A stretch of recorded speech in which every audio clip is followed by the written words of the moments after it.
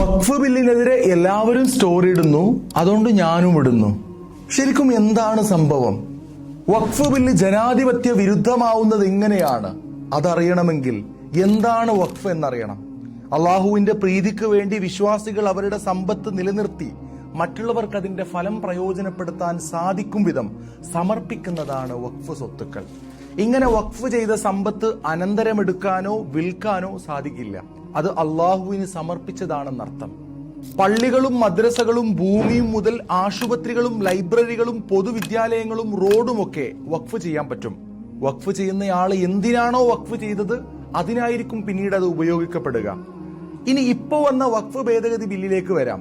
രാജ്യത്തെ 9.4 ലക്ഷം ഏക്കർ വരുന്ന 8.7 ലക്ഷം വഖഫ് സ്വത്തുക്കളിൽ കണ്ണുവെച്ചാണ് ഭരണകൂടം ഈ ബില്ല് ആസൂത്രണം ചെയ്തതെന്ന് ബുദ്ധിയുള്ള ഏത് ഇന്ത്യൻ പൗരനും മനസ്സിലാക്കാവുന്നതേയുള്ളൂ.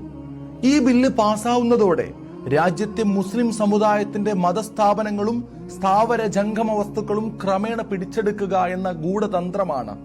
നമ്മുടെ രാജ്യത്തിന്റെ നിയമനിർമ്മാണ ശില്പികൾ ഈ രാജ്യത്തെ എല്ലാ മതവിഭാഗങ്ങൾക്കും അവരുടെ സംവിധാനങ്ങളും മുതലുകളും കൈകാര്യം ചെയ്യാനും സ്വതന്ത്രമായ നടത്തിപ്പിനും ഭരണഘടനയിൽ അവകാശം തന്നിട്ടുണ്ട്.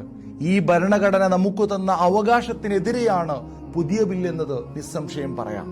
അതാണിത് ജനാധിപത്യ വിരുദ്ധമാവുന്നത്. രാജ്യത്തെ ന്യൂനപക്ഷങ്ങൾക്കെതിരെയുള്ള ഇത്തരം ഗൂഢനീക്കങ്ങൾക്കെതിരെ വലിയൊരു ശതമാനം വരുന്ന ക്രൈസ്തവ ഹിന്ദു സഹോദരന്മാരും പ്രതിപക്ഷ പാർട്ടികളും ഒന്നടങ്കം പ്രതികരിക്കുന്നുണ്ട് എന്നത് നമ്മുടെ രാജ്യത്തിന്റെ ജനാധിപത്യ മതേതരത്തിന്റെ മഹത്വം വിളിച്ചു പറയുന്നുണ്ട്. എന്നാൽ സങ്കടം എന്ന് പറയട്ടെ, ചെറിയൊരു വിഭാഗം ക്രിസ്ത്യൻസ് തന്നെ വഖഫ് ബില്ലിനെ സപ്പോർട്ട് ചെയ്തും സംസാരിക്കുന്നത് കണ്ടിരുന്നു. ഈ ബില്ല് മുസ്ലിമുകൾക്കെതിരെയുള്ള ബില്ലായി കരുതിയാണ് അവർ സംഘികൾക്കൊപ്പം നിൽക്കുന്നതെന്നാണ് ഞാൻ മനസ്സിലാക്കുന്നത്. അങ്ങനെയെങ്കിൽ നിങ്ങൾക്ക് തെറ്റി.